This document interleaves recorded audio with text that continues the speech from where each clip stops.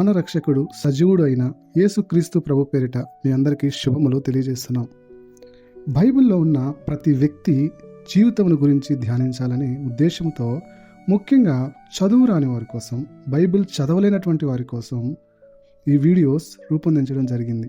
ఇందులో భాగంగా మొదటిగా ఆదాము మరియు హవ్వ జీవితంలోని కొన్ని విషయాలను ధ్యానించాలని, అవి అనేక మందికి ఆశీర్వాదకరంగాను హెచ్చరికగాను ఉండాలని, దీని ద్వారా దేవుని నామము మహిమపరచబడాలని ప్రార్థన చేస్తూ ఈ వీడియోను ప్రారంభించుకుందాం. ఈ వీడియోలో మొదటిగా ఆదామును దేవుడు ఎలాగా సృష్టించాడో తెలుసుకుందాం. రెండవ అంశంగా ఆదాముకు దేవుడిచ్చినటువంటి ఉన్నతమైనటువంటి ఆధిక్యతను, ఈ భూమి మీద ఆదాముకు దేవుడిచ్చినటువంటి ఉన్నతమైన స్థానమును, ఆధిక్యతను గురించి తెలుసుకుందాం. మూడో అంశంగా హవ్వను దేవుడు ఎలాగా సృష్టించాడో తెలుసుకుందాం. నాలుగో అంశంగా సాతాను పరలోకం నుండి ఎలాగూ ప్రథమపడ్డాడు, ఎలాగూ మనిషిని పాపంలోకి వెళ్ళటానికి ఎలాగా పురికొల్పబడ్డాడు, ఎలాగ తను తిరిగి శిక్షించబడతాడు, అనేకమైనటువంటి ఆసక్తికర విషయాల గురించి, సాతాను గురించిన అనేకమైన విషయాల గురించి తెలుసుకుందాం. అలాగనే పడిపోయిన తర్వాత, ఐదవ అంశంగా పడిపోయిన తర్వాత వారు అవిధేయతకు తగినటువంటి ఫలితాన్ని దేవుని వద్ద నుంచి ఎలాగా పొందుకున్నారు.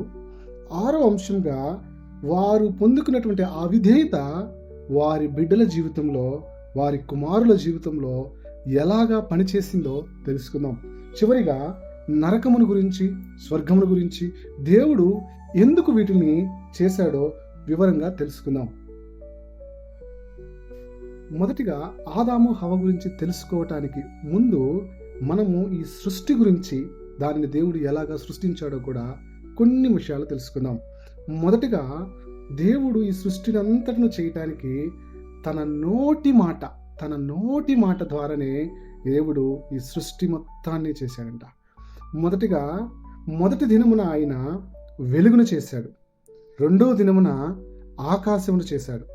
మూడవ దినమున భూమి, సముద్రాలు, మొక్కలు, వృక్షాలను సృష్టించాడు. నాలుగవ దినమున సూర్యుడు, చంద్రుడు, నక్షత్రాలను సృష్టించాడు. ఐదవ దినమున చేపలు, పక్షులను సృష్టించాడు. ఆరవ దినమున జంతువులను, ఆదామును సృష్టించాడు. ఏడవ దినమున ఆయన విశ్రాంతి తీసుకున్నాడు. ఏడవ దినమును విశ్రాంతి దినముగా దేవుడు పరిగణించాడు. అత్యంత శ్రేష్టమైన దినముగా ఆయన విశ్రాంతి దినముగా ఏడవ దినమును ప్రతిష్ఠించుకున్నాడు. సృష్టి మొత్తాన్ని ఆయన తన నోటి మాటతో చేశాడంట. కానీ ఆదాముని మాత్రం తన నోటి మాటతో చేయలేదు. తన చేతులతోటి నేల మీద ఉన్నటువంటి మట్టితోటి, భూమి మీద ఉన్నటువంటి మట్టితోటి ఆదామును చేశాడు. తన పోలిక చొప్పున, తన స్వరూపమందు ఆదామును దేవుడు తయారు చేశాడు. ఆదికాండము 2వ అధ్యాయము 7వ వచనం. దేవుడైన యెహోవా నేల మట్టితో నరుని నిర్మించి వాని నాసికా రంధ్రములో జీవవాయువును ఊదగా నరుడు జీవాత్మ ఆయను. దేవుడు తనలో ఉన్నటువంటి జీవమును మనిషిలోనికి ఊదాడంట. అంటే తనలో ఉన్నటువంటి జీవము ఆ మనిషిలోనికి వచ్చింది. కాబట్టి నరుడు జీవాత్మ ఆయను, జీవించగలిగినటువంటి ఒక ఆత్మ అయ్యాడు. అంటే ఆదాములో శరీరము, ప్రాణము, ఆత్మ, ఈ మూడు కలిసి ఉన్నవాడే మనిషి. కానీ జంతువులలో, వృక్షాలలో, మరి దేంట్లైనా సరే ప్రాణము, శరీరము మాత్రమే ఉంటుంది. వాటికి ఆత్మ అనేది దేవుడు అనుగ్రహించబడలేదు. కానీ ఈ భూమి మీద కేవలం మనిషికి మాత్రమే దేవుడు తన ఆత్మను అనుగ్రహించి తన పోలిక చొప్పున చేసుకున్నాడు. తనలో ఉండే ఆత్మ మనిషిగా తయారయ్యాడు. కాబట్టి మనిషి దేవుణ్ణి తండ్రి అని పిలవగలిగేటువంటి గొప్ప స్థానాన్ని మనందరం సంపాదించుకున్నాం. మనకి తండ్రి అయ్యాడు ఆయన, మనం ఆయన అందరి కుమారులమయ్యాం. ఎందుకంటే ఆయనలోనే ఉండే ఆత్మ మనందరిలోనికి వచ్చింది. ఎలా అంటే ఆదికాండము 1వ అధ్యాయము 26 నుంచి 28 వరకు మనం చదువుకుంటే, దేవుడు మన స్వరూపమందు మన పోలిక చొప్పున నరులను చేయుదము, వారు సముద్ర చేపలను, ఆకాశ పక్షులను, సమస్త భూమిని, భూమి మీద ప్రాకు ప్రతి జంతువులను ఏలుదురుగాక నీవు పలికెను. దేవుడు తన స్వరూపమందు నరుని సృష్టించెను, దేవుని స్వరూపమందు వారిని సృజించెను. స్త్రీనిగాను పురుషునిగాను వారిని సృజించెను. దేవుడు వారిని ఆశీర్వదించెను. ఎట్లనగా మీరు ఫలించి అభివృద్ధి పొంది విస్తరించి భూమిని నిండించి దానిని లోబర్చుకునడి. సముద్రపు చేపలను ఆకాశ పక్షులను భూమి మీద ప్రాకు ప్రతి జీవిని ఏలుడని దేవుడు వారితో చెప్పెను. ఆదాముకి ఎంతో శ్రేష్టమైనటువంటి ఆధిక్యతను దేవుడిచ్చాడు. ఈ భూమి మీద అన్నిటి మీద అధికారం ఇచ్చాడు. వాళ్ళని ఖాయమన్నాడు, వారిని పరిపాలించమన్నాడు. అంత గొప్ప శ్రేష్టమైనటువంటి ధన్యతను దేవుడు ఆదాముకు అనుగ్రహించి అతనిని ఒక ఏదోను తోటలో ఉంచాడంట. ఆదికాండము 2:15 చదివితే, మరియు దేవుడైన యెహోవా నరుని తీసుకుని ఏదోను తోటను సేద్యపరచుటకును దాన్ని కాయుటకును దానిలో ఉంచాను. మరియు దేవుడైన యెహోవా, ఈ తోటలోనున్న ప్రతి వృక్ష ఫలమును నిర్బంధంగా తినవచ్చును, అయితే మంచి చెడ్డల తెలివినిచ్చు వృక్ష ఫలములను తినకూడదు.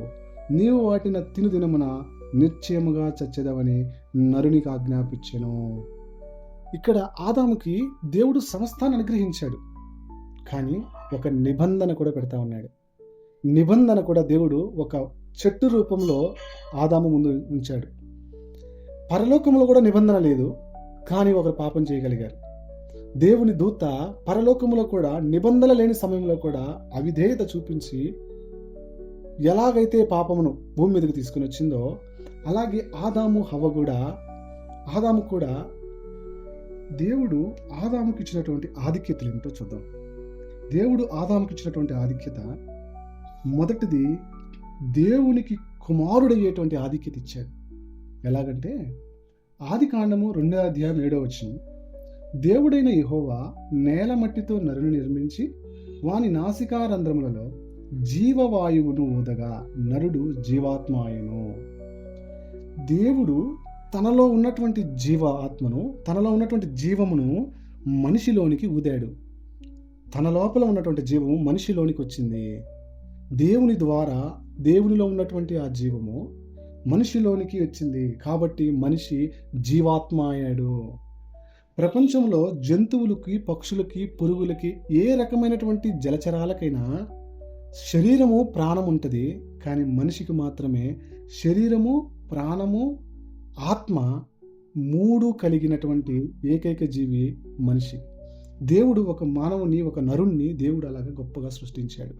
అందుకే మనము దేవుణ్ణి తండ్రి అని పిలవగలిగేటువంటి గొప్ప ధన్యత ఆయన ఆత్మలో నుంచి మనకి కుమారుని వలె మనకి ఇచ్చాడు. కాబట్టి ఆదాములోనికి ఇచ్చాడు. కాబట్టి మనం ఈ దినమున తండ్రి అని పిలవగలిగేటువంటి గొప్ప ధన్యతను దేవుడు మనకు అనుగ్రహించాడు. ఆదికాండము 1:26-28 చూస్తే, దేవుడు మన స్వరూపమందు మన పోలిక చొప్పున నరులను చేయుదము. వారు సముద్రపు చేపలను, ఆకాశ పక్షులను, పశువులను, సమస్త భూమిని, భూమి మీద ప్రతి జంతువులను ఏలుదురుగాకనియు పలికెను. దేవుడు తన స్వరూపమందు నరుని సృష్టించెను. దేవుని స్వరూపమందు వానిని సృష్టించెను. స్త్రీనిగాను పురుషునిగాను వారిని సృష్టించెను. దేవుడు వారిని ఆశీర్వదించెను. ఎలాగంటే, మీరు ఫలించి అభివృద్ధి చెంది విస్తరించి భూమిని నింపండి, దానిని లోబర్చుకోండి, సముద్రపు చేపలను, ఆకాశ పక్షులను, భూమి మీద ప్రాకు ప్రతి జీవుని ఏలండి అని దేవుడు ఆదాముతో చెప్పాడు. ఎంత గొప్ప ధన్యత ఇచ్చాడంటే, దేవుడు తన రూపంలో ఉండే ఆత్మని ఇవ్వడమే కాక భూమి మీద ఉండే సమస్తమునకు ఏలండి, వాటిని ఏలండి అనే అధికారం ఆయన ఇచ్చాడంట. మట్టితో చేయబడినటువంటి మనిషి దేవుని మహిమ రూపంలోనికి మార్చబడాలని, ఆయన మహిమను జ్ఞాపకం చేసుకోవాలని, ఆయన మహిమను గుర్తించాలని, ఆ మహిమలోనికి మనిషి వెళ్ళాలని దేవుడు ఆశపడి తన కుమారుని వలె, ఆయన బిడ్డల వలె మనల్ని దేవుడు తన రూపంలో, తన పోలిక చొప్పున చేసుకున్నాడు, తన ఆత్మను నింపుకొని. రెండవ గొప్ప ఆధిక్యత, త్రియేక దేవుడు మన పోలిక చొప్పున అని రాయబడింది. అంటే దేవుడు తన పోలిక చొప్పున చేసుకోవాలనుకున్నాడంట మనిషిని. దేవుని స్వరూపం ఎంత గొప్ప ఆధిక్యత! ఈ రూపంతో పాటు ఆత్మీయత, నైతిక, జ్ఞాన సంబంధమైనటువంటి గుణగణాలను కూడా ఆదాముకి ఇచ్చాడు. అంటే ఒక చిన్న మాటలో చెప్పాలంటే, స్వయముగా ఆలోచించి ఒక నిర్ణయం తీసుకొని దాని ప్రకారం నడవగలిగి లేదా దాని ప్రకారం చేయగలిగేటటువంటి గొప్ప ఆలోచించగలిగి నిర్ణయం తీసుకోగలిగి పని చేయగలిగినటువంటి ఒక స్వతంత్ర లక్షణాన్ని, ఒక గుణమును, ఆది దేవునిలో ఉండేటువంటి గుణమును మనిషి పరిమాణము చొప్పున మనిషికిని అనుగ్రహించబడింది. ఎంత గొప్ప ధన్యత! ఆలోచించగలిగినటువంటి స్వభావం దేవుడు మనిషికి కూడా అనుగ్రహించాడు. నిర్ణయం తీసుకోవచ్చు. మనం సృష్టికర్తను గ్రహించగలమా? లోకం వైపు వెళ్ళటానికి, దేవుని వైపు వెళ్ళటానికి నిర్ణయము మన చేతిలోనే ఉంది. దేవుని దగ్గర నుంచి వచ్చినటువంటి గొప్ప ఆధిక్యతను మనం ఎలాగా కాపాడుకోవాలి అనే ఉద్దేశంతో దేవుడు మన పోలిక చొప్పున, త్రియేక దేవుడు, తండ్రి, కుమార, పరిశుద్ధాత్మ త్రియేక దేవుడు మన పోలిక చొప్పున అని రాయబడింది. ఆదామును చేసుకున్నాడు. మూడవదిగా విశిష్టమైనటువంటి మరొక అంశము, సృష్టికర్త సృష్టిని ఎలాగా పాలిస్తున్నాడో ఆదాము కూడా ఈ భూమిని పాలించాలని కోరుకున్నాడు. ఎలాగా పరిపాలించాడు? పరలోకం మీద సమస్తమైన సృష్టికి దేవునికి ఎలాగైతే అధికారం ఉందో ఆదాముకు కూడా అలాంటి అధికారం ఇవ్వాలని ఆయన ఆశపడ్డాడు. సృష్టిలో ఉన్నటువంటి సమస్తమును నీ చేతులకు అప్పగిస్తున్నాను, వాటిని మీరు ఏలండి, మీరు దాన్ని వేలండి, వాటిని పరిపాలించండి. పరిపాలించండి అని అంటే వాటిని కాపాడండి అని అర్థం. సృష్టిలో ఉన్నటువంటి జంతువులను, సముద్రంలో ఉన్నటువంటి చేపలను, అన్ని రకాలైనటువంటి ప్రతి జీవం కలిగిన వాటిని సమస్తమును దేవుడు ఏమన్నాడంటే, వృక్షాలను, మొక్కలను, చెట్లను దేవుడు ఏమన్నంటే కాపాడండి అని చెప్పాడు. ఓడలో ఆ దినాన నోవాహు ఓడలో జలప్రలయం వచ్చినప్పుడు కేవలం నోవాహు కుటుంబాన్ని మాత్రమే దేవుడు రక్షించలేదు. ఆ ఓడలో జంతువులను కూడా తీసుకుని వెళ్ళాలి అని దేవుడు ఆజ్ఞ ఇచ్చాడు. అవి కూడా ఆయన సృష్టిలో భాగంగానే ఏర్పరచబడినవి. కానీ వాటన్నిటి మీద ఆధిక్యత, అధికారము, ఒక దండములాగా ఒక అధికారము, ఒక తాళములాగా ఒక అధికారము ఆదాముకి ఇవ్వబడింది. ఎంతో శ్రేష్టమైన దేవుని సృష్టి మీద, దేవుడు సృష్టించిన వాటి మీద, ప్రాణం కలిగిన వాటి మీద, శరీరం కలిగిన వాటి మీద, ఇదిగో ఆత్మ కూడా కలిగిన వాడు ఏలానట్లుగా, వాటిని పరిపాలించినట్లుగా ఆదాముకు ఆ అధికారం అనుగ్రహించబడినది. ఇది ఎంతో ధన్యత. మరొక ఆధిక్యత ఏమిటంటే, ప్రతిదినము ఆదాము దేవుని కలుసుకునేవాడు. అలాగే దేవుడు ఆదాముని కలుసుకునేటువంటి, ఇద్దరు కలిసి ఒకరినొకరు మనుషుల వలె, ఒక స్నేహితుల వలె, ఒక తల్లిదండ్రుల వలె, ఒక బిడ్డల వలె మాట్లాడుకునేటువంటి గొప్ప ధన్యత ఆదాముకి ఇవ్వబడింది. దేవునితో స్వయంగా మాట్లాడగలిగినటువంటి అధికారము, మాట్లాడే అవకాశము, అంత గొప్ప ప్రత్యక్షత ఆదాముకి ఇవ్వబడింది. ఈ సృష్టిలో ఉన్నటువంటి ప్రతి జంతువుకి పేరు పెట్టేటువంటి అధికారం ఆదాముకి ఇవ్వబడింది. సృష్టిలో సమస్తమును బట్టి దేవుడి దగ్గర మాట్లాడే అధికారం, దేవుని స్వరం వినే అధికారము, ఆయన మహిమను చూడగలిగినటువంటి అధికారము, అతి గొప్ప భాగ్యము మొదట ఆదాముకు అనుగ్రహించబడినది. ఇంత గొప్ప ఆదాము దేవుడు మళ్ళీ ఇంకో గొప్ప ధన్యతకరమైనటువంటి అవకాశం కూడా ఇచ్చాడు. ఆదికాండము 2వ అధ్యాయం 8వ వచనంలో, దేవుడైన యెహోవా తూర్పు ఏదోనులో ఒక తోట వేసి తాను నిర్మించిన నరుని దానిలో ఉంచాడు. ఒక తోట కూడా వేసి దాన్ని సేద్యపరుచుకొని దానిలో పారేటటువంటి ఒక నది 4 పాయలుగా ప్రవహిస్తూ ఆ తోటనంతా తడుపుతూ ఉండేటువంటి ఆ గొప్ప నదిలో ఆ స్థానము కూడా ఆదాముకు అనుగ్రహించబడి, ఈ నదిని, ఈ తోటను, సమస్తమును, దీనిలోని ఫలములను, వృక్షాలను సమస్తము నీ చేతులకు అప్పగిస్తున్నాను, సమస్తము నీకు ఇస్తున్నాను, దీని పట్ల నిర్ణయం తీసుకోగలిగినటువంటి అవకాశం నీకు ఇస్తున్నానని దేవుడు ఆదాముకు ఆ తోటను, దాన్ని కాయటానికి, దాన్ని సేద్యపరచడానికి దేవుడు ఆదాముకు వరం ఇచ్చాడు. ఆదికాండము 1వ అధ్యాయం 28వ వచనంలో దేవుడు ఆశీర్వదించాడు. ఎట్లనగా, మీరు ఫలించి అభివృద్ధి పొంది విస్తరించి భూమిని నిండించి దాన్ని లోపరుచుకునుడి, సముద్రంలోని చేపలను, ఆకాశ పక్షులను, భూమి మీద ప్రాకు ప్రతి జీవుని ఏలుడి, ప్రతి వృక్షమును మీకు ఆహారమగును. సమస్తాన్ని దేవుడు ఏర్పాటు చేసి, సృష్టిని ఏర్పాటు చేసి, సమస్తమును చేసి, ఒక గొప్ప ప్రణాళికగా ఆదామును దేవుడు సృష్టించి తన ఏదోను తోటలో ఆదాముని ఉంచాడు. ఇప్పుడు హవ్వను సృష్టించడం గురించి తెలుసుకుందాం. అన్నీ ఉన్నాయి ఆదాముకి. దేవునితో మాట్లాడుతున్నాడు, జంతువులు ఉన్నాయి, పక్షులు, సమస్తమును వ్యవసాయం చేస్తున్నాడు, సాగుబడి చేస్తున్నాడు, సమస్తము చేసుకుంటున్నాడు. కానీ దేవుడు చూసినప్పుడు ఆదాము ఒక్కడిగా కనపడ్డాడు. తనకు సాటి అయిన ఒక సహాయం కావాలి, తనకు ఒక సాటి అయినటువంటి ఒక సహాయం కావాలి, ఆ సహాయం ఇప్పుడు లేదు, ఆ సహాయం ఇవ్వాలి అనే ఉద్దేశంతో దేవుడు ఆదాములో నుంచే ఆదాము పక్కటెముకలో నుంచే హవ్వను దేవుడు నిర్మించాడు. ఆదికాండము 2వ అధ్యాయం 20-25 వచనాలు చూస్తే, అయినను ఆదాముకు సాటి అయిన సహాయము అతనికి లేకపోయెను. అప్పుడు దేవుడైన యెహోవా ఆదామునకు గాఢ నిద్ర కలుగజేసి అతడు నిద్రించినప్పుడు అతని ప్రక్కటెముకలలో ఒకదానిని తీసి ఆ చోటును మాంసముతో పూడ్చివేసెను. తరువాత దేవుడైన యెహోవా తాను ఆదాము నుండి తీసిన పక్కటెముకను స్త్రీనిగా నిర్మించి ఆమెను ఆదాము నద్దకు తీసుకుని వచ్చెను. అప్పుడు ఆదాము ఇట్లనెను, నా ఎముకలలో ఒక ఎముక, నా మాంసములో మాంసము, ఇది నరునిలో నుండి తీయబడిన గనుక నారీ అని పిలువబడును. కాబట్టి పురుషుడు తన తండ్రిని తన తల్లిని విడిచి తన భార్యను హత్తుకొనెను, వారు ఏక శరీరంగా ఉంటారు. అప్పుడు ఆదాము అతని భార్య వారిద్దరూ దిగంబరులుగా ఉండిరి, అయితే వారు సిగ్గు ఎరగక ఉండిరి. దేవుడు ఆదామును హవ్వను చేసినప్పుడు వారు దిగంబరులుగా ఉన్నారు, వారికి వస్త్రములు లేవు, వారి శరీరం కప్పుకోవడానికి ఏమీ లేదు. అప్పుడు ఆదాము మహిమ శరీరముగా వాళ్ళు ఉన్నారు, మహిమ శరీరముగా మార్చబడి ఉన్నారు. మట్టితో చేయబడినప్పటికీ దేవుని ప్రాణం ఉన్నప్పటికీ వారి శరీరము ఎలాగా ఉందంటే, ఈ లోకం యొక్క ఏ పాపము తెలియనటువంటి శరీరముగా, శ్రేష్టమైన శరీరముగా వారి శరీరాలు, ఆదాము హవ్వ శరీరాలు, వారు సిగ్గు ఎరగనటువంటి శరీరాలుగా వారి శరీరాలు ఉన్నాయి. ఈ సృష్టిలో హవ్వకిచ్చినటువంటి గొప్ప ఆధిక్యత, దేవుడు ఆదాముకి ఇచ్చినటువంటి ఆధిక్యతలు మనం చూసాము. అలాగే హవ్వకిచ్చినటువంటి ఆధిక్యతలు ఏమిటంటే, దేవుని సృష్టిలో మొదటి స్త్రీ హవ్వ, మొదటి స్త్రీగా ఆమె పిలువబడింది. ఆమె కూడా ఆదాము వలె దేవుని స్వరూపంలో సృష్టించబడింది. ఆదాముకైతే ఎలాంటి శరీరం ఉందో మళ్ళీ దేవుడు మట్టి తీసుకొని మళ్ళీ ప్రాణమును పోసి మళ్ళీ రెండవ ఆత్మను ఇవ్వలేదు. హవ్వకి దేవుడు రెండవ ప్రాణమును, రెండవ ఆత్మను, రెండవ రూపమును ఇవ్వలేదు. ఆదాము శరీరంలో నుంచే ఒక భాగముగా హవ్వను తీసుకుని వచ్చి ఆమెను నూతనమైనటువంటి సృష్టిగా తీసుకుని వచ్చాడు, ఒక తల్లిగా తీసుకుని వచ్చాడు, మొదట స్త్రీగా తీసుకుని వచ్చాడు. లోకమంతటికి జనని, తల్లిగా పిలువబడేటువంటి గొప్ప ధన్యతను ఇచ్చాడు.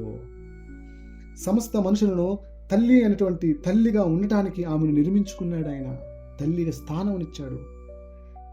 కుటుంబం ప్రణాళిక జరిగించుకోవటానికి హవ్వను కూడా ఒక సాధనముగా ఆయన వాడుకోవాలనుకున్నాడు.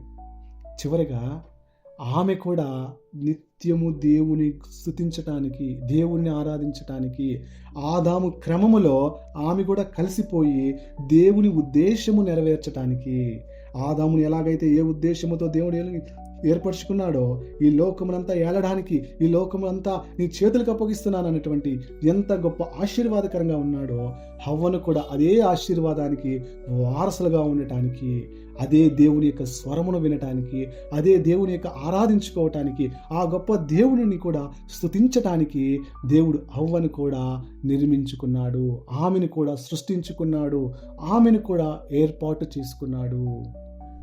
ఇప్పటి వరకు మనం దేవుడు సృష్టిని ఎలాగా చేశాడు, ఆదామును ఎలాగా చేశాడు, హవ్వను ఎలాగా సృష్టించాడు, ఇవన్నీ విషయాల గురించి మనం తెలుసుకున్నాం. కానీ దీనంతటిని బట్టి మనకు అర్థమైంది ఏంటంటే, దేవుడు మొత్తం సృష్టిని చేసుకున్న తర్వాత మట్టి నుండి ఒక మనిషిని చేసుకొని తన జీవమును ఆదాముకిచ్చి, ఈ లోకంలో ఉండే సమస్తమును ఏలండి అని చెప్పి, అయినా ఆదాము ఒంటరిగా ఉన్నాడు, తనకు సాటైన సహకారము లేదనే ఉద్దేశంతో తన శరీరంలో నుంచే వేరొక సృష్టి చేయకుండా, వేరొక ఆత్మ కాకుండా తన సృష్టిలో తన శరీరము నుండి, ఆదాము శరీరము నుండి దేవుని అదే ఆత్మ నుండి, అదే ఆదాము ఆత్మ నుండి హవ్వను దేవుడు సృష్టించి ఒక కుటుంబముగా ఆయన అనుగ్రహించి, ఏదోను తోటలో సమస్తమును వారికి అనుగ్రహించి దేవుడు ఉంచి వారికి ఒక నిబంధన అనుగ్రహించాడు. ఏంటా నిబంధన? దేవుడు సమస్తాన్ని ఇచ్చేశాడు, ఎంతో సంతోషంగా ఉన్నారు, కానీ వారికి ఒక నిబంధన కూడా దేవుడు అనుగ్రహించాడు. మొదట ఈ నిబంధన ఆదాముకు అనుగ్రహించబడింది. ఆదాము ద్వారా హవ్వకు కూడా ఆ నిబంధన గురించినటువంటి విషయాలు తెలియపరచబడ్డాయి. దేవుడు ఆదాముకు చెప్పాడు, ఆదాము ఆ నిబంధన గురించి హవ్వకు చెప్పాడు. దేవుడు ఎలాంటి నిబంధన చేశాడంటే, ఆదికాండము 2వ అధ్యాయము 15-16 వచనాలు మనం చదువుకుంటే, దేవుడైన యెహోవా ఈ తోటలోనున్న ప్రతి వృక్ష ఫలములను మీరు నిరభ్యంతరముగా తినవచ్చును, అయితే మంచి చెడ్డల తెలివినిచ్చు వృక్ష ఫలములను తినకూడదు, నీవు వాటిని తిను దినమున నిశ్చయముగా చచ్చెదవని నరునికి ఆజ్ఞాపించెను. ఇక్కడ ఏమన్నాడంటే, ఏదోని తోటలో అన్ని రకాల ఫలాలు ఉన్నాయి, అన్ని రకాల చెట్లు ఉన్నాయి, నువ్వు ఏ చెట్టు ఫలాలైనా తిను, ఏ చెట్టు కాయలైనా నువ్వు తిను, అయితే మంచి చెడ్డల తెలివినిచ్చు వృక్ష ఫలాలు, దేవుడు ఆ చెట్టును కూడా దేవుడే సృష్టించాడు, దేవుడే ఆ చెట్టుకి ఫలాలు కూడా అనుగ్రహించాడు, కానీ నువ్వు ఈ తోటలోని ప్రతి ఫలమును నువ్వు తినొచ్చు, కానీ మంచి చెడ్డల తెలివినిచ్చు ఆ చెట్టు యొక్క ఫలాలు మీరు తినకూడదు. తింటే ఏమవుతుంది? నీవు తిను దినమున నిశ్చయముగా చచ్చెదవని నరునికి ఆజ్ఞాపించెను. ఒకవేళ నువ్వు తింటే నిశ్చయంగా నువ్వు చస్తావు. ఏం చేయకూడదో చెప్పాడు, నువ్వు చేస్తే ఏం జరుగుద్దో చెప్పాడు దేవుడు. చెప్పినవాడు, సమస్తమును సృష్టించినవాడు, సమస్తమును ఆదాము చేతికి అప్పగించినవాడు. ఇది కేవలం నువ్వు ఇది చేస్తే చేయి లేకపోతే లేదన లేదు, ఒక నిబంధనగా ఇచ్చాడు. ఎస్, ఇది నువ్వు చేయాలి, ఇలా చేయాలి. ఒకవేళ నువ్వు కాదని చేసినా దీని పరిణామము, దీని ఫలితం ఏముంటుందో కూడా దేవుడు ఆదాముకు క్లియర్గా ఎక్స్ప్లెయిన్ చేశాడు, స్పష్టముగా వివరించాడు.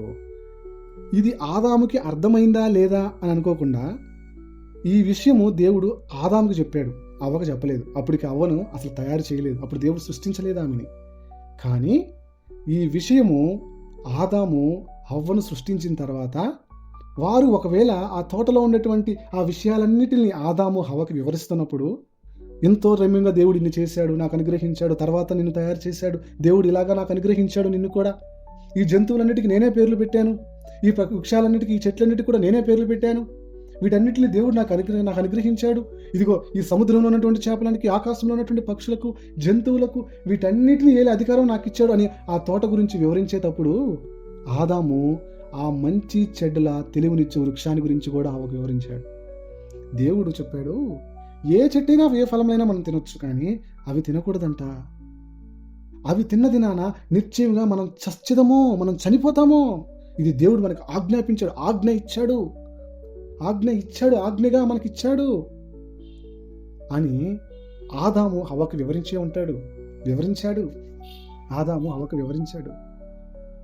వారిద్దరు కలిసి ఎంతో సంతోషంగా, ఆహ్లాదంగా ఆ ఏదోను తోటలో గడుపుతూ ప్రతిదినము సాయంకాలం సమయంలో దేవునితో వారు మాట్లాడుతూ ఎంతో సంతోషంగా వారి జీవితాన్ని జీవిస్తున్న సమయంలో వారి జీవితంలోనికి ఒక సాతాను ఎంటర్ అయింది, ఒక సర్పము ఎంటర్ అయింది. ఇక్కడ మనం ఒక్క నిమిషం ఆగి ఆలోచిద్దాం. ఇప్పటి వరకు దేవుడు సృష్టిని చేశాడు, జంతువులను చేశాడు, వృక్షాలను చేశాడు, ఆదామును చేశాడు, హవ్వను చేశాడు, సమస్తాన్ని చేశాడు అని క్లియర్గా రాయబడింది. కానీ ఇక్కడికి వచ్చేసరికి ఒకరు వీళ్ళిద్దరిని మోసం చేయడానికి వచ్చారు. ఆదాము హవ్వను వారి జీవితాలను మోసం చేయడానికి ఒకరు వచ్చారు. అక్కడ ఏం రాయబడిందంటే, ఒక సర్పం వచ్చింది అని రాయబడింది. ఒక పాము, ఒక పెద్ద సర్పం వచ్చింది, సర్పము వీరిద్దరిని మోసగించింది అని రాయబడింది. ఇక్కడ అసలు ఈ సర్పం ఎవరు? ఈ సర్పం గురించినటువంటి వివరాలని మనం కొన్ని తెలుసుకుందాం. అసలు ఈ సర్పం ఎక్కడి నుంచి వచ్చింది, ఇది ఎలాగా వచ్చింది? ఆదాము హవ్వనే కదా దేవుడు ఇప్పుడు వరకు సృష్టించాడని మన వాక్యంలో ఆదికాండం ప్రారంభంలో నుంచి చదువుకుంటూ వచ్చాము. కానీ సడన్గా ఈ పాము ఎక్కడి నుంచి వచ్చింది, ఎలాగా వారిని మోసం చేయగలిగింది? దీని గురించినటువంటి చరిత్రను మనం కొన్ని విషయాలను తెలుసుకుందాం. ఈ పాము గురించి, ఆదాము హవ్వను మోసగించినటువంటి ఈ పాము గురించి మనం తెలుసుకోవాలంటే, ఈ సర్పము గురించి మనం తెలుసుకోవాలంటే మొదట మనం కొన్ని విషయాలను తెలుసుకోవాలి. అది ప్రభు అయినటువంటి యెహోవాను గురించి కొన్ని విషయాలు తెలుసుకోవాలి. కీర్తన గ్రంథము 103వ కీర్తన 19వ వచనంలో, యెహోవా ఆకాశమందు తన సింహాసనమును స్థిరపరిచి ఉన్నాడు, ఆయన అన్నింటి మీద రాజ్య పరిపాలన చేయుచున్నాడు.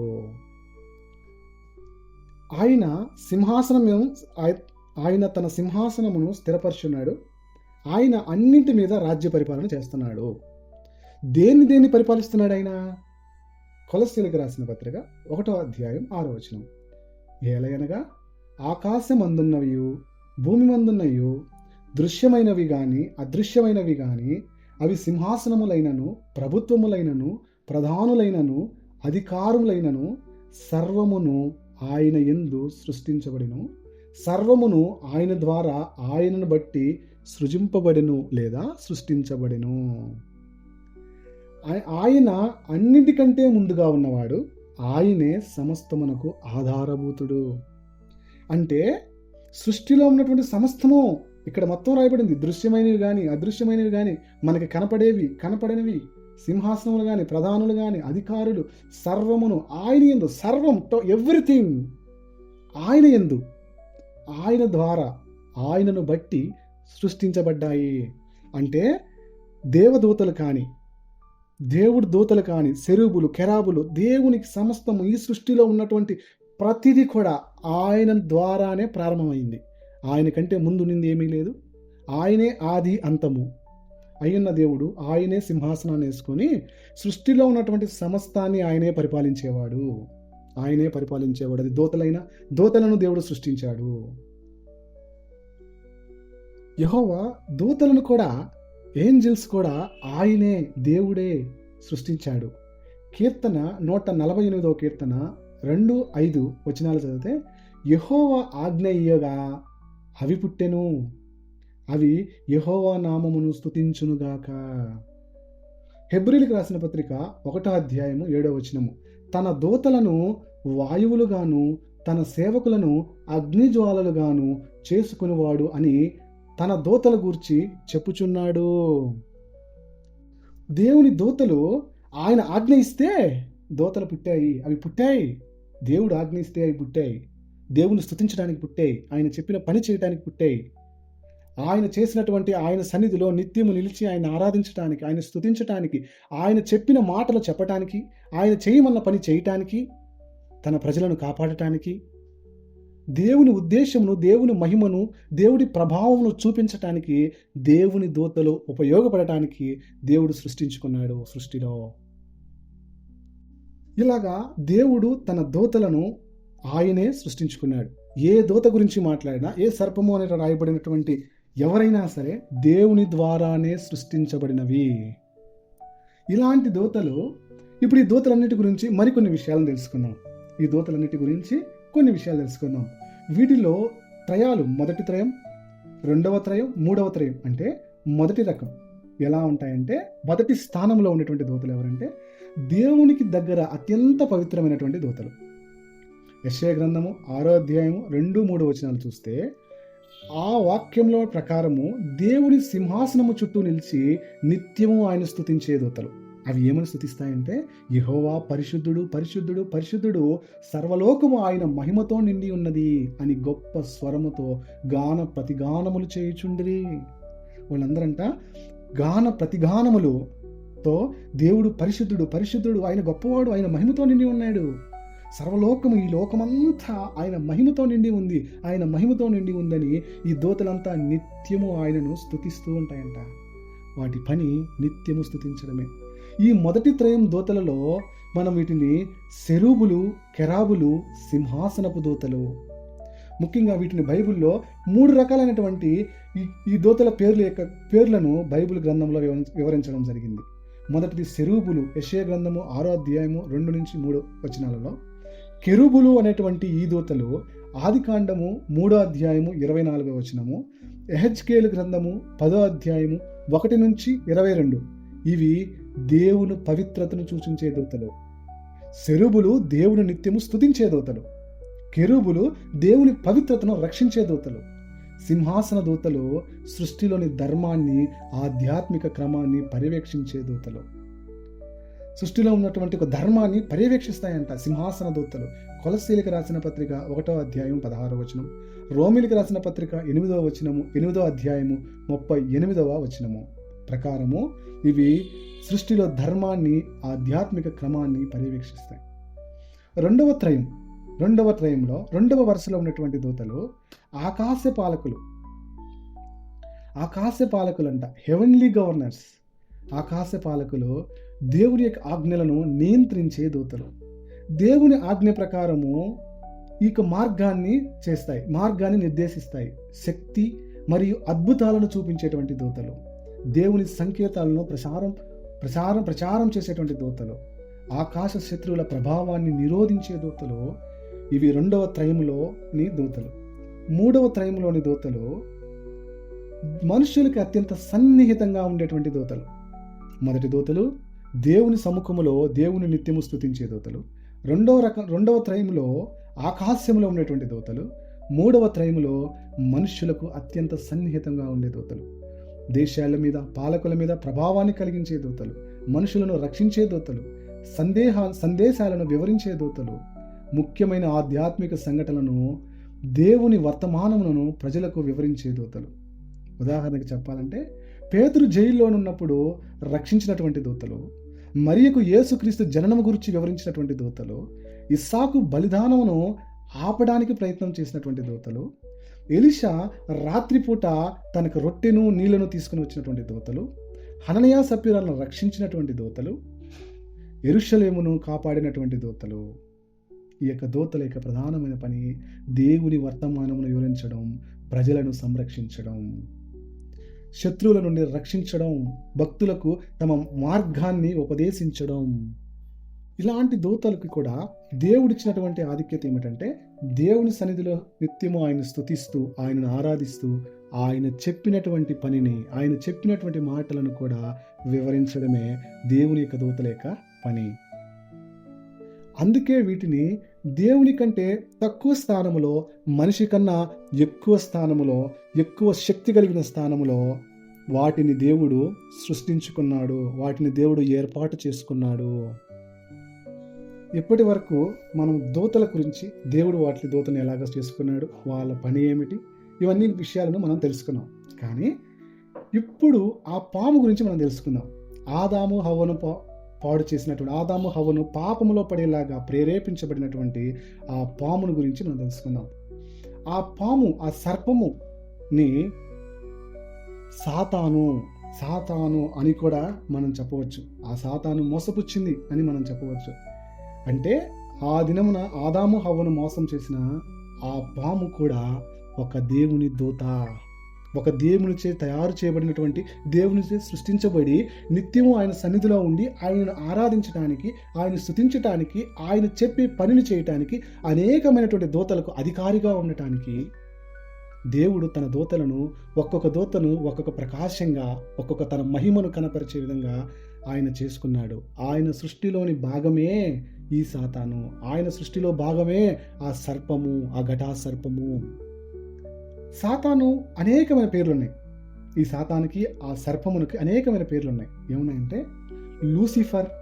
మొదటిగా దేవుడు చేసినప్పుడు, దూతగా ఉన్నప్పుడు ఆ దూత యొక్క పేరు లూసిఫర్. లూసిఫర్ అంటే అర్థం ఏమిటంటే, దేవుని పవిత్రత, ప్రకాశాన్ని ప్రతిబింబించడం. దేవుని పవిత్రత మరియు ప్రకాశాన్ని ప్రతిబింబించడం. ప్రకాశం తెచ్చేవాడు, వెలుగు తెచ్చేవాడు, మార్గదర్శక తార. వెలుగును వెలుగుని మోసుకొని వచ్చేవాడు. ఎవరి వెలుగు? దేవుని వెలుగు. దేవుని ద్వారా వెలిగించబడినటువంటి వెలుగు, దేవుని ద్వారా వెలిగేటటువంటి వెలుగు ఈ దూత. ఆ వెలుగు దేవుని పవిత్రతను ప్రకాశించేటువంటి దూత. ఇతని యొక్క ముఖ్యమైన పేరు లూసిఫర్. పరలోకములో దేవుని సన్నిధిలో నిత్యము స్తుతిస్తూ, గాన ప్రతిగానములు చేస్తూ, అనేకమైన దూతలకు నేతృత్వం వహిస్తూ, ఆయనను నిత్యము ఆరాధించటానికి, ఆయనను నిత్యము స్తుతిస్తూ, పాటలతోటి, మాటలతోటి, స్తుతులతోటి ఆయన మహిమను స్తుతించేటటువంటి గొప్ప స్థానం కలిగినటువంటి దూత లూసిఫర్కి అనేకమైన పేర్లు ఉన్నాయి. అనేకమైన పేర్లు తర్వాత కాలంలో రాయబడ్డాయి. ఆ పేర్లన్నీ ఏంటంటే, సాతాను, అపవాది, లూసిఫర్, దయ్యము, పరీక్షించువాడు, దుష్టుడు, సర్పము, ఘటాసర్పము, ఈ లోకపు అధిపతి, ఈ లోకపు దేవుడు, క్రీస్తు విరోధికి శక్తి, మోసగించేవాడు, శత్రువు మోసగించేవాడు. ఇన్ని రకాలైనటువంటి పేర్లలో బైబిల్ గ్రంథములో సాతాను గురించి, ఆ లూసిఫర్ అనే దూతను గురించి, ఆదాము హవ్వను మోసపరిచినటువంటి ఆ దూతను గురించి రాయబడి ఉంది. ఈ దూత కేవలం ఆదాము హవ్వకే కాదు, ఆరంభము నుంచి కూడా చివరికి ఆది కాండము నుంచి కూడా ప్రకటన గ్రంథం వరకు కూడా తను చేసినటువంటి ప్రతి పనులను, ప్రతి విషయంలోనూ తన యొక్క నియంత్రణను అతను కనపరుచుకున్నాడు. తన స్థితిని తను కనపరుచుకున్నాడు. దేవుని కార్యాలలో తన స్థితిని తను కనపరుచుకున్నవాడుగా మనం చూస్తున్నాం. ఎంతో అందమైనటువంటి పవిత్రమైనటువంటి సెరూబు కెరూబులలో మొదటి త్రయం దూతలలో దేవుని సన్నిధికి అత్యంత దగ్గరగా ఉంటూ ఆయన పరిశుద్ధుడు పరిశుద్ధుడు అని ఆరాధిస్తూ లోకమంతా ఆయన మహిమతో నిండి ఉంది అని దేవదూతలందరితో కలిసి ఆరాధించే దూతలలో ఒక ప్రధానమైనటువంటి దేవుని దూత ఈ సాతాను. కానీ ఇతని ఈ దూత విషయంలో దేవుడు తనకిచ్చినటువంటి గొప్ప వరం ఏమిటంటే సౌందర్యము. ఎంతో తేజస్సుని దేవుడు ఆ దూతకిచ్చినట్లుగా మనం చూస్తూ ఉన్నాం. యెహెజ్కేలు గ్రంథము 28వ వచనము 28వ అధ్యాయము 17వ వచనము 28వ అధ్యాయం 17వ వచనము. నీ సౌందర్యము చూసుకొని నీవు గర్వించిన వాడవై నీ తేజస్సు చూసుకొని నీ జ్ఞానమును చెరుపుకుంటివి. కావున నేను నిన్ను నేలను పడవేసేదను, రాజులు చూచుచుండగా నిన్ను హేళనకప్పగించేదను. తన సౌందర్యము చూసి తను గర్వించుకున్నాడంట తన హృదయంలో. నేను ఎంత అందంగా ఉన్నాను, ఎంత సౌందర్యంగా నేను ఉన్నాను, ఎంత తేజస్సుగా నేను ఉన్నాను.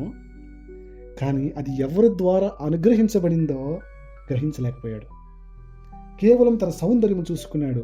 సౌందర్యం చూసుకుని ఒక స్టేజ్లో అనుకున్నాడంట, నేను కూడా దేవుని వలె దేవుని స్థానంలోకి వెళ్తే ఎలా ఉంటుంది, నేను కూడా ఆయన స్థానంలోకి వెళ్తే ఎలా ఉంటుంది, నేను కూడా ఆయనతో సమానంగా చేసుకుంటే ఎలాగా ఉంటుంది, నేను నా కింద స్థాయిలో ఉన్నటువంటి నా స్థితిని దేవుని వరకు నా స్థాయిని పెంచుకుంటే ఎలాగా ఉంటుంది అని తన హృదయములో ఆలోచన చేశాడు.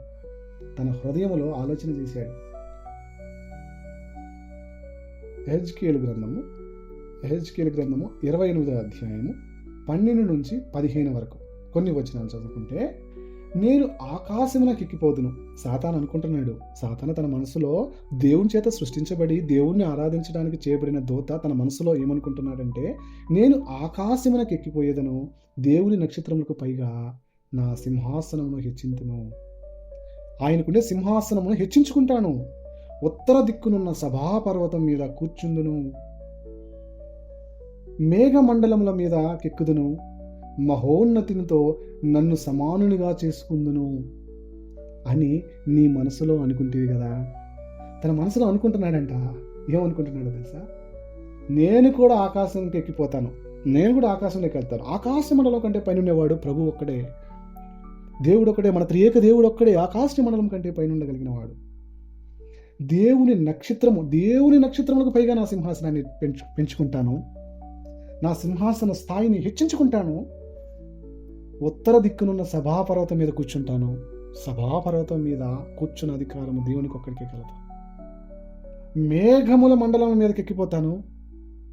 కానీ చివరి మాట చూడండి, నన్ను సమానంగా నేను ఆ మహోన్నతమైనటువంటి వానితో సమానంగా చేసుకుంటాను. ఆ మహోన్నతితో పాటు సమానంగా నేను చేసుకుంటాను, నేను సమానంగా వెళ్తాను అని తన హృదయంలో అనుకున్నాడంట. అనుకున్నందుకు ఏమైంది? యెషయా గ్రంథము 14వ అధ్యాయము 12 నుంచి 16 వరకు. తేజో నక్షత్రమా, వేకువ చుక్క, నువ్వెట్లు ఆకాశం నుండి పడితివి, జనములను పడగొట్టిన నువ్వు నేల మట్టుకు ఎట్లు నరకబడితివి. ఎలాగా నరకబడ్డావు నువ్వు? ఓ తేజో నక్షత్రమా, ఓ వేకువ చుక్క, నువ్వెట్లు ఆకాశం నుండి పడిపోతివి.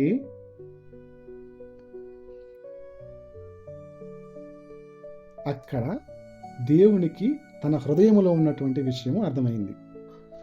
దేవుని స్థానము కంటే తన స్థానమును హెచ్చించుకోవాలని, తను సృష్టించబడినటువంటి కార్యము కంటే వేరొకటి చేయాలని దేవుడు ఆలోచించగలిగినటువంటి నిర్ణయము దేవునికి ఉంది, దేవుని దూతలకు మనిషికి ఉంది. ఈ ముగ్గురికి మాత్రమే, ఈ 3 కేటగిరీస్, ఈ 3 రకాలైనటువంటి 3 వర్గాలకు వారికి మాత్రమే ఆలోచించి నిర్ణయం తీసుకోగలిగిన జ్ఞానము దేవుడు అనుగ్రహించాడు. మొదటిది దేవునికి, స్వయంపోయిన దేవునికి నిర్ణయం తీసుకోగలిగినటువంటి స్వభావం ఉంది. దూతలకి కూడా అలాంటి స్వభావం, అలాంటి నిర్ణయం తీసుకోగలిగినటువంటి స్వేచ్ఛ, స్వతంత్రత, ఆ జ్ఞానము దేవుడు అనుగ్రహించాడు. అలాగే మనిషికి అనుగ్రహించాడు. దేవుని దూతకి అనుగ్రహించబడింది, నిత్యము నీవు దేవుని సన్నిధిలో స్తుతించే దూతగా ఉండాలి, లేదా నీ ఇష్ట ప్రకారం నువ్వు కూడా దేవుని వలె ఆలోచించుకోగలిగినటువంటి స్వభావము కూడా, ఆ జ్ఞానము కూడా నువ్వు కలిగి ఉండొచ్చు. దేవుణ్ణైనా ఆరాధించవచ్చు, లేదా నువ్వే దేవుడు అయిపోతానంటే అలాగైనా అయిపోవచ్చు. కానీ అలా ఆలోచన చేసుకున్నాడు. ఆ విషయం దేవునికి తెలిసి దేవుడు అడిగాడు. ఇప్పుడు మనం కొన్ని వచనాలు చదువుకుందాం. ప్రకటన గ్రంథము 12వ అధ్యాయము 7 నుంచి 12 వచనాలు. అంతటా పరలోకమందు యుద్ధము జరిగిను. మిఖాయేలును అతని దూతలను ఆ ఘట సర్పముతో యుద్ధము చేయవలనని ఉండగా, ఆ ఘట సర్పము దాని దూతలను యుద్ధము చేసిరి గాని గెలవలేకపోయిరి గనుక పరలోకమందు వారికిక స్థానము లేకపోయెను. కాగా సర్వలోకమును మోసపుచుచు అపవాది అనియు సాతాను అనియు పేరుగల ఆ ఆది సర్పమైన ఆ మహాఘట సర్పము పడదోయబడెను. అది భూమి మీద పడదోయబడెను. దాని దూతలు దానితో కూడా పడదోయబడిరి. ఎంత స్పష్టంగా దేవుడు రాయించాడు ఈ మాటలో, ఎంత స్పష్టంగా దేవుడు వివరించాడు. దేవుడి కంటే తన స్థానాన్ని పెంచుకుందాం అనుకున్నప్పుడు వెంటనే పరలోకంలో మిఖాయిలు దేవుని దూతలు అన్ని యుద్ధము చేశారంట, వానితో యుద్ధం చేశారంట. చేసి వానితో పాటు కేవలం ఆ దూత మాత్రమే అవిధేయత కాదు, ఇక్కడ సాతాను ఒకటే అపవాది ఒకటే అవిధేయుడు కాదు, కానీ వానికి అనుకూలంగా నిర్ణయం తీసుకున్నటువంటి కొన్ని దూతలు వాడు కూడా వారందరినీ ఆకర్షించి తన తోకతో ఆకర్షించుకొని వారందరినీ, అంటే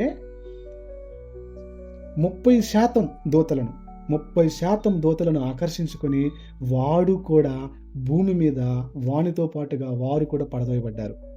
100%లో 70% మంది దేవుని సన్నిధిలో ఉండే దూతలు, దేవునికి లోబడినటువంటి దూతలు. 30% దూతలు దేవునికి విరోధమయ్యి దేవునికి వ్యతిరేకంగా దేవుని దూతలతో యుద్ధము చేసి భూమి మీద పడదోయబడినటువంటి దేవుని దూతలు. భూమి మీద ఆ పడదోయబడినప్పుడు ఆ దూతలన్నీ కూడా ఎక్కడికి వచ్చాయంటే భూమి మీదకి వచ్చాయి. భూమి మీదకి వచ్చి ఏం చేస్తున్నాయనంటే అప్పుడు ఒక గొప్ప కార్యం జరిగింది. దేవుడు అనుకున్నాడు, ఆ యుద్ధం అంతా జరిగిన తర్వాత దేవుడు అనుకున్నాడు, ఒకవేళ ఇలా అనుకుని ఉంటాడేమో, ఆయన మనసులో అనుకుని ఉంటాడేమో, నేను సృష్టించుకున్నటువంటి దూతలు నాకు లోబడలేదు, నేను వారిని నన్ను నిత్యము స్తుతించడానికి ఆరాధించడానికి నేను చెప్పినటువంటి నా పనులు చేయటానికి నేను నిర్మించుకున్న నా దూతలు నాకు లోబడలేదు. కనీసం ఈసారి మనిషిని చేసుకుంటాను, మట్టి నుంచి మనిషిని చేసుకుని ఆ మనిషి ద్వారా నేను మహింపరచబడాలి. దూతలు నా మాట వినలేదు, ఈసారి మనిషి ద్వారా నేను మహింపరచబడాలి అనే ఉద్దేశంతో మనిషి రూపం మట్టిని తీసుకొని ఆయన స్వరూపమందు ఆయన కుమారులే ఆయన ఆత్మలు కలిగి మనం అందరం కూడా నిత్యం ఆయన స్తుతించటానికి ఆదాము నుండి అవ్వను దేవుడు సృష్టించుకున్నాడు. ఈ ప్రణాళిక ప్రారంభమైంది. ఈ ప్రణాళిక ప్రారంభమైన వెంటనే ఆ సాతాను అనుకొని ఉంటాడు, ఏంటి, నన్ను పరలోకం నుంచి పడదోసి నువ్వు ఈ మనిషి ద్వారా మహింపరచబడతావా? ఈ మనిషిని సృష్టించుకొని ఈ మనిషి ద్వారా ఈ కుటుంబం ద్వారా ఈ భూమిని నింపండి అన్నావా? అంటే ఈ మనుషులు భూమిని అంతా నింపుకుంటూ వెళ్ళి నిన్ను స్తుతిస్తూ నిన్ను ఆరాధిస్తూ నిత్యము నీ సన్నిధిలో ఉండాలా? నేను వారిని పాడు చేస్తా. ఎలాగైతే అవిధేయుడినయ్యానని నన్ను పడేశావే, నరకంలోని ఒక మూలకు నన్ను నెట్టివేశావే, నువ్వు ఏ ఉద్దేశంతో అయితే నీ స్వరూపంలో నువ్వు తయారు చేసుకున్నావో ఆ స్వరూపంలో ఉండే మనిషిని కూడా నేను కూడా పడిపోయేలాగా చేస్తాను. నన్ను నరకంలో వేస్తానని నువ్వు సిద్ధం చేశావే, అదే అగ్నిలోనికి అదే నరకంలోనికి వాళ్ళు కూడా వచ్చి నా నరకంలో నాతో పాటు పడేలాగా నేను చేసుకుంటా అని వాడు తన ఉద్దేశం తన ప్రణాళికతో వాడొచ్చాడు. దేవుడు, నా బిడ్డలు నన్ను స్తుతిస్తారు, నీవలే నిన్ను నమ్ముకునే వారి వలే వాళ్ళు నిన్ను తప్పిపోరు, నిత్యము నన్ను స్తుతించే బిడ్డలుగా వారు ఉంటారని దేవుడు మన పక్షంగా మన మీద నమ్మకంతోటి ఆదాము హవ్వను సృష్టించుకున్నాడు.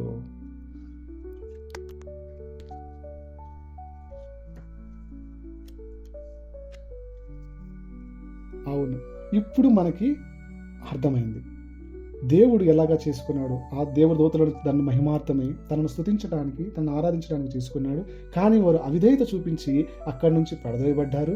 అలాగే ఈసారి దేవుడు తన రూపంలో తన స్వరూపంలో మనిషిని చేసుకొని మనుషుల ద్వారా మహింపరచబడాలనుకున్నాడు.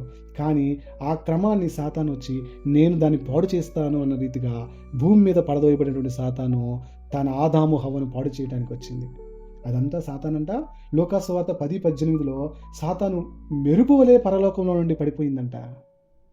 సాతాను భూమి మీద పడిపోయి మిఖాయేలు దూతలతో యుద్ధం చేసినప్పుడు అతడు భూమి మీదకి పడిపోయి భూమిని తన రాజ్యముగాను, భూమిని తన స్వతంత్రంగాను చేసుకుని భూమి మీద శక్తి కలిగిన వాడి వలె, అధికారం కలిగిన వాడి వలె ఉండాలని ఉద్దేశంతో తన అధికారమును తను తెచ్చుకోవటానికి ఆదాము హవ్వకు అధికారం ఇవ్వబడింది. సాతానికి అధికారం, భూమి మీదకి పడవేయబడ్డాడు కానీ సాతానికి భూమి మీద అధికారం లేదు. అధికారం ఎవరికి ఉందంటే ఆదాముకి హవ్వకిచ్చాడు. మీరు ఈ భూమిని ఏలండి, జంతువుని ఏలండి, సమస్తమును మీకు ఇస్తున్నాను, సమస్తమును మీరు ఏలండి అని చెప్పి ఆ అధికారం అంతా ఎవరికి ఇచ్చాడంటే ఆదాము హవ్వకిచ్చాడు దేవుడు, సాతానికి ఇలా. కానీ సాతాను ఆదాము హవ్వను మోసం చేస్తే కానీ ఆ అధికారాన్ని తను చేజిక్కించుకోలేనని ఆదాము హవ్వను మోసం చేసి ఈ లోకం మీద అంతటను అధికారాన్ని సంపాదించుకున్నాడు. ఎలా సంపాదించుకున్నాడు, ఎలా మోసం చేశాడంటే ఆదికాండము 3వ అధ్యాయము 1-6 వరకు చూస్తే, దేవుడైన యెహోవా చేసిన సమస్త జంతువులలో సర్పము యుక్తిగలదై ఉండెను. అది ఆ స్త్రీతో అంటే అవ్వ దగ్గరికి వెళ్ళి, ఆదాము లేని సమయం చూసి అవ్వ దగ్గరికి వెళ్ళి, ఇది నిజమా? ఈ తోట చెట్లలో దేని ఫలమునైనా మీరు తినకూడదని దేవుడు చెప్పాడా? ఇది నిజమా? ఈ తోట చెట్టులో ఏ ఫలమునైనా మీరు తినకూడదని చెప్పాడా? అందుకు స్త్రీ, ఈ తోట చెట్ల ఫలమును మేము తినవచ్చును, అయితే తోట మధ్యనున్న చెట్ల ఫలమును గూర్చి దేవుడు మీరు చావకుండునట్లు వాటిని తినకూడదనియో వాటిని ముట్టకూడదనియో చెప్పినని సర్పముతో అనెను. అందుకు సర్పము, మీరు చావనే చావరు, ఎలయనగా మీరు వాటిని తినుదినమున మీ కన్నులు తెరవబడుననియు మీరు మంచి చెడ్డలు ఎరిగిన వారై దేవతల వలె ఉందననియు దేవునికి తెలియనని స్త్రీతో చెప్పగా, దేవునికి తెలుసు మీరు కూడా దేవతల వలె అయిపోతారని, మీరు చచ్చిపోరు, మీకు ఏం కాదు, ఇది ఏమి నిజం కాదు, మీరు అది తినొచ్చు అన్నట్లుగా ప్రేరేపించింది. కానీ సాతాను ఇక్కడ ప్రేరేపిస్తుంది కానీ ఆ చెట్ల ఫలమును తనే కోసి ఆదాము నోట్లో కానీ హవ్వ నోట్లో కానీ పెట్టట్లా. పాపము చేసేలాగా ప్రేరేపించబడితే అప్పుడు పాపము చేస్తేనే శిక్ష అతని మీదకి వస్తుంది. ఇతనే తన లోపలికి వెళ్ళిపోయి హవ్వలోకి వెళ్ళిపోయి లేకపోతే ఆదాములోకి వెళ్ళిపోయి ఆ ఫలము తింటే ఆ పాపము వారి మీదకి రాదు. వాళ్ళను ప్రేరేపించబడేలాగా చేసి ఆ ప్రేరేపణ బట్టి అయినా సరే వారు దేవుడు చెప్పినటువంటి నియమాన్ని, ఆజ్ఞను, కట్టడను దాటి అధిగమించి వారు గాని పాపం చేయగలిగితే, ఒక నదికి ఒక పక్కన సాతాను నిలబడి ఉంటాడు, ఒక పక్కన మనం నిలబడి ఉంటాము. ఆ నది మధ్యలో పారే నదే దేవుని ఆజ్ఞ అని అనుకుంటే సాతాను ఏం చేస్తాడు, మనల్ని ఎత్తి ఆ నది దాటేలాగా చేయడు, ప్రేరేపిస్తాడు. ఈ పక్క నిలబడి మీరు నదిలోకి దూకండి, దీన్ని దాటి రాండి, దీని నుంచి మీకు ఏమీ కాదు, మీరు కూడా గొప్పవాళ్ళు అయిపోతారు, దేవదూతల వలె మారిపోతారు, మీకు గొప్ప పేరు వస్తుంది, గొప్ప ధనం వస్తుంది, గొప్ప ఆస్తి వస్తుంది, ఈ లోకంలో మీరు గొప్ప వాళ్ళైపోతారు అని ప్రేరేపించి వారందరినీ ఆ నది దాటినట్లుగా దేవుని ఆజ్ఞను, దేవుడి కట్టడలను దాటి బయటికి రావడానికి ప్రేరేపిస్తాడు. ప్రేరేపించిన తర్వాత మాత్రమే పాపము చేసేలాగా చేశాడు. అలా చేశాడు. 6వ వచనము, స్త్రీ ఆ వృక్షము ఆహారమునకు మంచిదియు కన్నులకు అందమైనదియు వివేకమిచ్చు రమ్యమైనదై ఉండుట చూచి ఆమె దాని ఫలములలో కొన్నిటిని తీసుకుని తనతో పాటు తన భర్తకు ఇచ్చెను. తన భర్తకు ఇచ్చినప్పుడు తన భర్తే తన భార్యకు చెప్పాడు, ఈ ఫలాలు మనం తినకూడదు అని. తనే తనకు ఉపదేశించుకున్నాడు. దేవుడు చెప్పింది ఆదాముకి, కానీ ఆదాము అవ్వకది నేర్పించాడు. కానీ అవ్వ అది చేస్తున్నప్పుడు ఆదాము అవ్వను ఆపలేకపోయాడు, అవ్వను నియంత్రించలేకపోయాడు. లేదు దేవుడిది చేయొద్దు అంటున్నాడు, నువ్వు తింటే తిను, నేనైతే తినను, నేను దేవుని చేత ఈ మాట నాకు ఇయ్యబడింది అని ఆగలేదు, నిర్ణయించబడలేదు, ప్రేరేపించబడ్డాడు. సాతాను అవ్వను ప్రేరేపించింది, హవ్వ ఆదామును ప్రేరేపించింది. అవ్వ ఆదామును ప్రేరేపించి వారు పాపం చేసేలాగా, దేవుని ఆజ్ఞ మీరేలాగా చేసి, తర్వాత చదువుదాం, అతడు కూడా తినెను, అప్పుడు వారిద్దరు కన్నులు తెరవబడెను. అప్పుడు వరకు తెరవబడ్డాయి. అప్పుడు వరకు కన్నులెత్తి చూస్తే పరలోకం కూడా దేవుణ్ణి కూడా చూడగలిగినటువంటి మహిమ కలిగిన కన్నులుగా ఉన్నాయేమో, కానీ ఆ దినాన వారి కన్నులు తెరవబడి మనిషి కన్నుల మట్టి కన్నుల వలె మారిపోయి కేవలం ఆకాశం మట్టు మాత్రమే చూడగలిగిన కన్నుల్లాగా తయారయ్యాయి. దేవుని మహిమను చూడలేని కన్నుల్లాగా తయారయ్యాయి. అప్పుడు వారిద్దరు కన్నులు తెరవబడిను. వారు తాము దిగంబరులుగా తెలుసుకొని, దిగంబరులమని, అయ్యో మనకి బట్టలు లేవని తెలుసుకొని అంజూరపు ఆకులను కుట్టి తమ కచ్చడంలో చేసుకొని, వారు తమ వాటిని బట్టల్లాగా చేసుకొని, చల్లపూట ఆదాము భార్య తోటలో సంచరించుచున్నప్పుడు దేవుడైన యెహోవా స్వరము విని, దేవుడైన యెహోవా ఎదుటికి రాకుండా తోట చెట్ల మధ్యను దాంకున్నారు. అయ్యో దేవుడు చూస్తాడేమో, ఈ బట్టలు లేవు, మా పరిస్థితి ఎలా ఉంది, ఇలా అయిపోతుందేమో అనుకొని చూస్తున్నారు. దాంకొనగా దేవుడైన యెహోవా ఆదామును పిలిచి, నువ్వు ఎక్కడ ఉన్నావనెను. అందుకతడు, నేను తోటలో నీ స్వరము విన్నప్పుడు దిగంబరిగా ఉంటిని గనుక భయపడి దాగుకుంటున్నాను. అందుకు నీవు దిగంబరివని నీకు తెలిపిన వాడెవడు? నువ్వు తినకూడదని నేను ఆజ్ఞాపించిన వృక్షఫలంలో నువ్వు తింటివా అని అడిగిన. అందుకు ఆదాము, నాతో నుండుటకు నాకిచ్చిన ఈ స్త్రీయే ఆ వృక్షఫలములు కొన్ని నాకీగా నేను తింటినను. అప్పుడు దేవుడైన యెహోవా స్త్రీతో, నువ్వు చేసినదేమిటి అని అడగగా, స్త్రీ, సర్పము నన్ను మోసపుచ్చినందున తింటినను. సర్పము మోసం చేసింది, అందుకే నేను తిన్నాను. సర్పము మోసపుచ్చిందంట.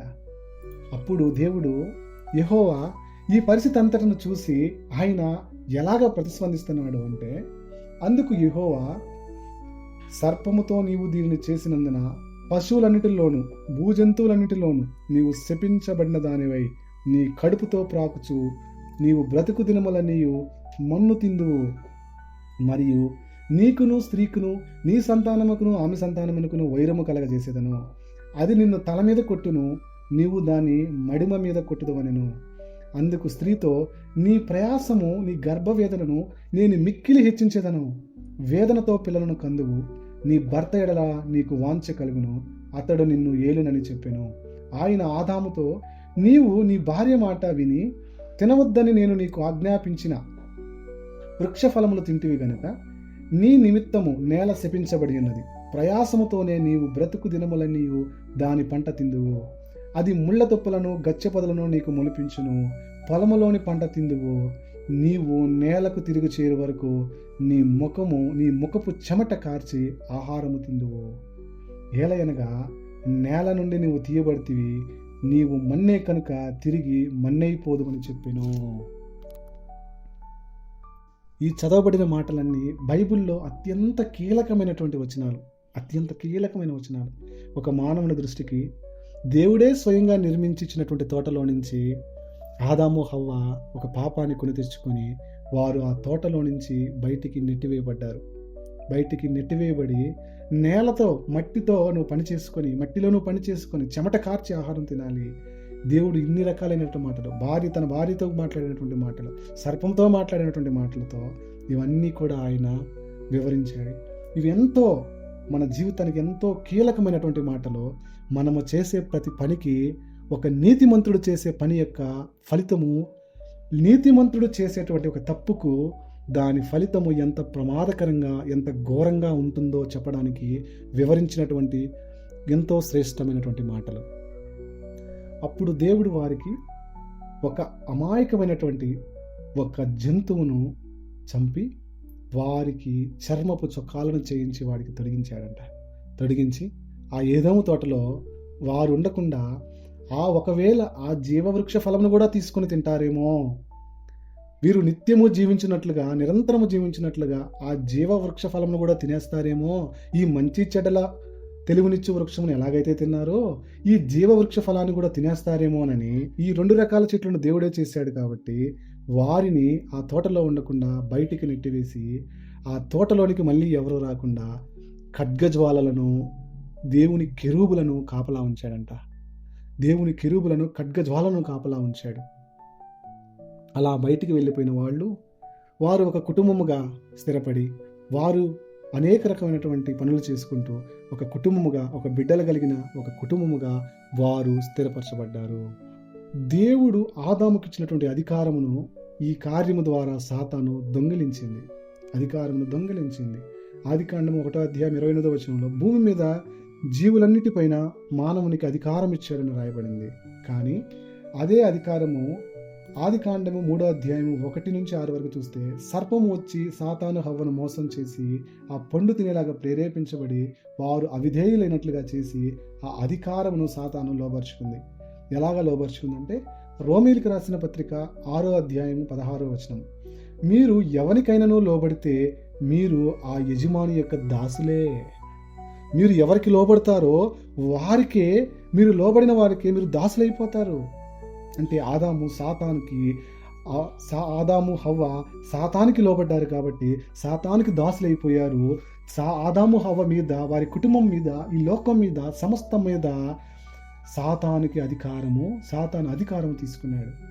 1 యోహాను 5:19 సర్వలోకము దుష్టుని చేతిలోనే ఉన్నది. ఇది సాతాను మోసం చేసి ఆధిపత్యము సంపాదించుకుంది. సర్వలోకము దుష్టుని చేతిలో ఉన్నది. ప్రకటన గ్రంథము 12:9 సాతాను అని పిలువబడిన పాము అది సర్వలోకమును మోసగించుచున్నది. యోహాను సువార్త 14:30 ఈ లోకాధిపతి వచ్చుచున్నాడు. ఈ లోకానికి అధిపతి వస్తున్నాడు. ఈ లోకానికంటే అధిపతి. మత్తయి సువార్త 4:8-9 సమస్తమును మీకు ఇచ్చిదను గాక, నన్ను ఆరాధించండి. అంటే మీకు సమస్తాన్ని నీకు ఇస్తాను, నన్ను ఆరాధించమని యేసుక్రీస్తు ప్రభు దగ్గరికి వెళ్ళి మాట్లాడినటువంటి అధికారం నాకుంది, నేను నీకు ఇవ్వగలను అని చూపించగలిగింది సాతాను. కానీ అధికారం అంతా ఇవ్వబడింది సాతానికి, కరెక్టే.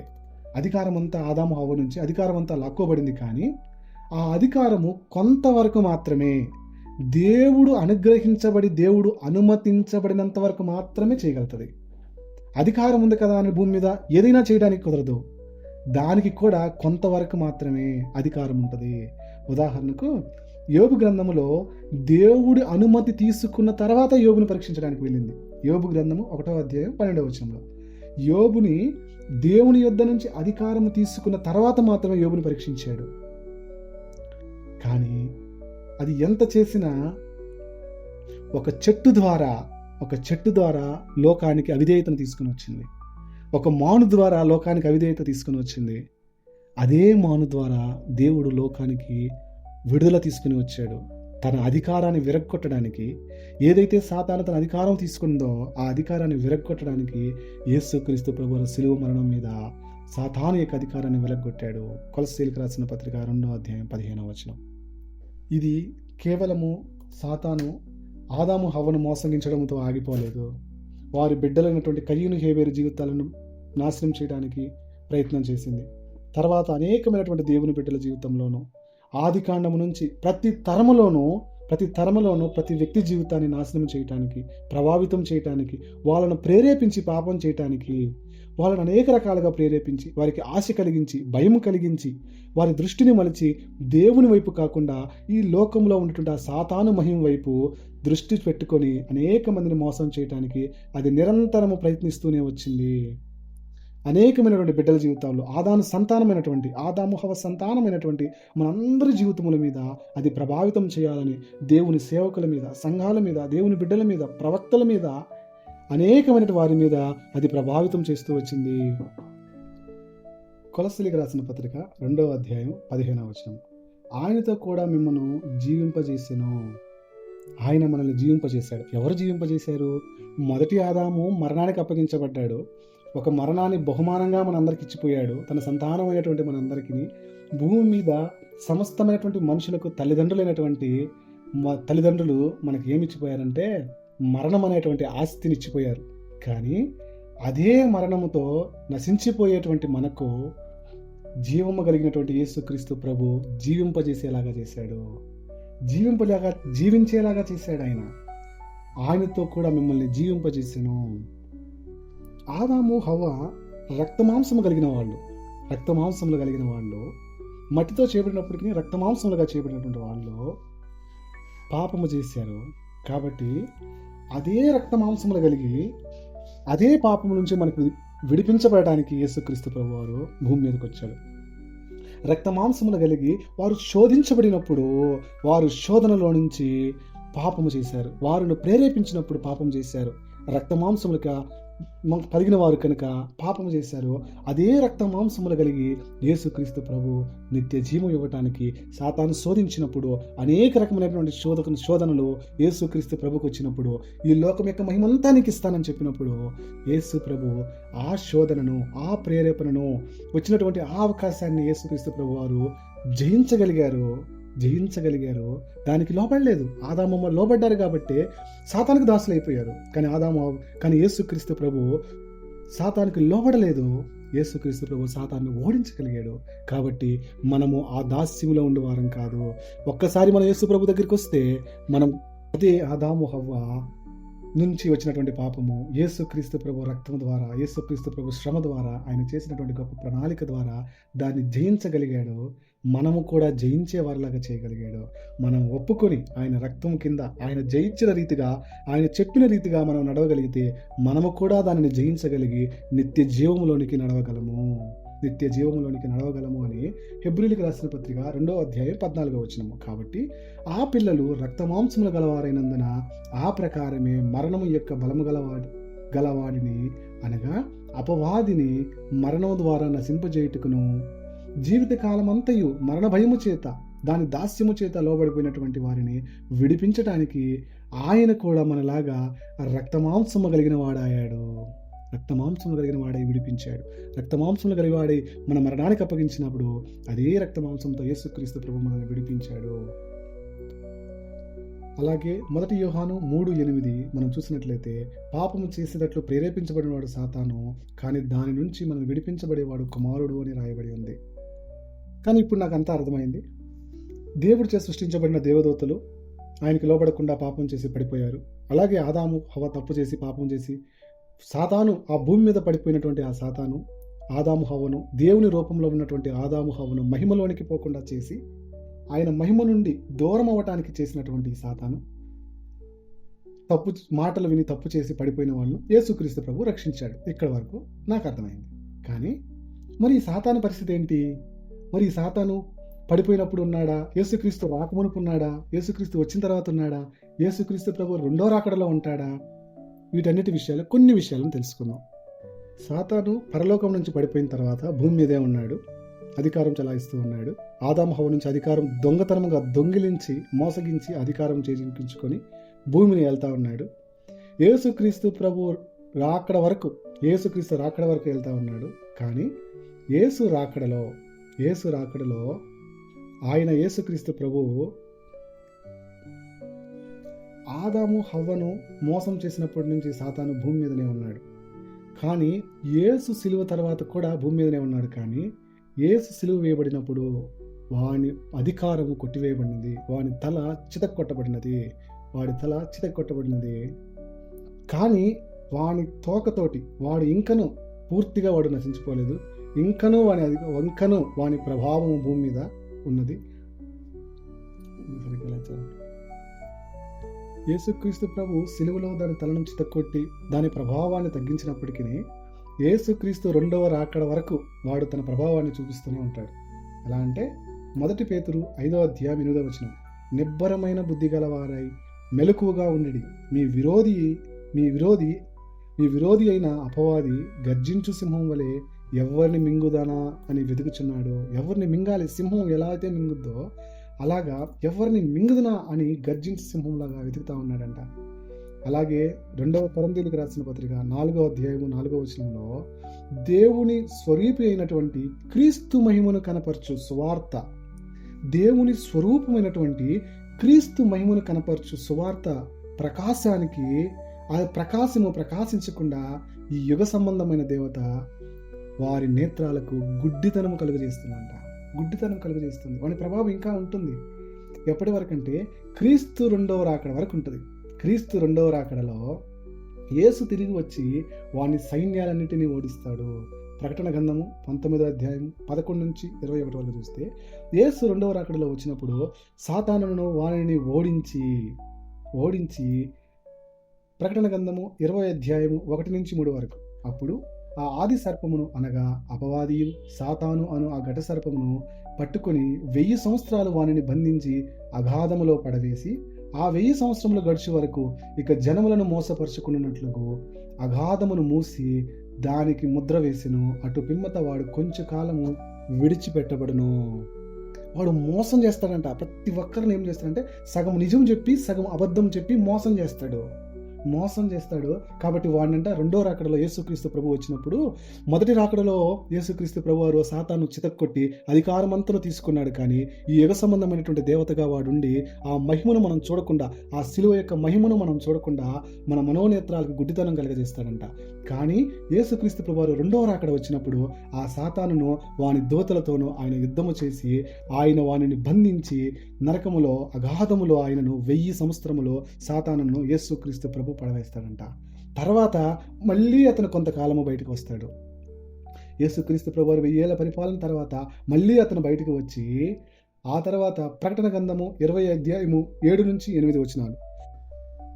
1000 సంవత్సరాలు గడిచిన తర్వాత సాతాను తానున్న చెరలో నుంచి విడిపింపబడి భూమి నలుదిశలున్నటువంటి జనములను లెక్కకు సముద్రపు ఇసుక రేణుల వలె ఉన్నటువంటి గోగు మాగోగు అని వారిని మోసపరిచి వారిని యుద్ధమునకు పోగు చేయుటకై వాడు బయలుదేరును. వారు భూమి అంతటా వ్యాపించి పరిశుద్ధుల శిబిరమును ప్రియమైన పట్టణములను సమస్తమును పరలోకము నుండి ఒక అగ్ని దిగి వచ్చి వారందరినీ దహింపచేస్తుంది, వారందరినీ నశింపజేస్తుంది. చివరిగా ప్రకటన గ్రంథము 20 అధ్యాయము 9-10 వచనాలు చదివే వారిని మోసపరిచిన అపవాది గోగు మాగోగు అని వారు అంతమందిని మోసపరిచినటువంటి అపవాది, ఆదాము మొదలుకొని అనేక మందిని మోసపరుస్తూ వచ్చినటువంటి అపవాది అగ్ని గంధకములు కలిగినటువంటి గుండములో పడవేయబడును. అచ్చట ఆ క్రూర మృగములు అబద్ధ ప్రవక్త అయిన ఉంటారు. వారు యుగ యుగములు రాత్రింబవళ్ళు బాధింపబడతారు. అపవాదియు క్రూర మృగము అబద్ధ ప్రవక్త, అపవాది క్రూర మృగము అబద్ధ ప్రవక్త వారు యుగయుగములు రాత్రింపవళ్ళు బాధింపబడతారు. ఎవరైతే వీటిని అనుసరించారో, దేవుని యొక్క మహిమను చూడకుండా గుడ్డితనము కలిగి ఆయన మహిమను అనుసరించలేకుండా నడుచుకుంటా వచ్చారో వారందరూ ఆదాము హవ్వ సంతానంలో నుంచి వచ్చిన మనందరిలోని ప్రతి ఒక్క తరములోని వారందరూ కూడా దేవుని తీర్పులో తీర్పు తీర్చబడి వాని కొరకు ఏర్పాటు చేయబడినటువంటి ఆ సాతాను కొరకు, ఆ క్రూర మృగము కొరకు, ఆ అబద్ధ ప్రవక్తల కొరకు పురుగు చావదు, అగ్ని ఆరదు, అడుగు లేనటువంటి ఆ మహా అగ్నిగుండములో, అటువంటి అగ్ని సరస్సులో నిత్యము వేదన పొళ్ళు కొరకు అత్యంత భయంకరంగా దేవుడు వివరించినటువంటి ఆ దేవదూతలను హింసించడానికి, వారిని బాధించటానికి, వారికి శిక్షగా ఉండటానికి చేయబడినటువంటి ఆ అగ్నిగుండములోనికి వారు ఆకర్షించుకున్న వారు కూడా అనేక మంది దేవుని తీర్పు ద్వారా అగ్నిగుండములోనికి వెళ్ళిపోతారు. ఆ తర్వాత ఎన్నడూ సాతాను తిరిగి బయటికి రాడు. ఇలాగా మనం అనేకమైన విషయాలు చూసాం.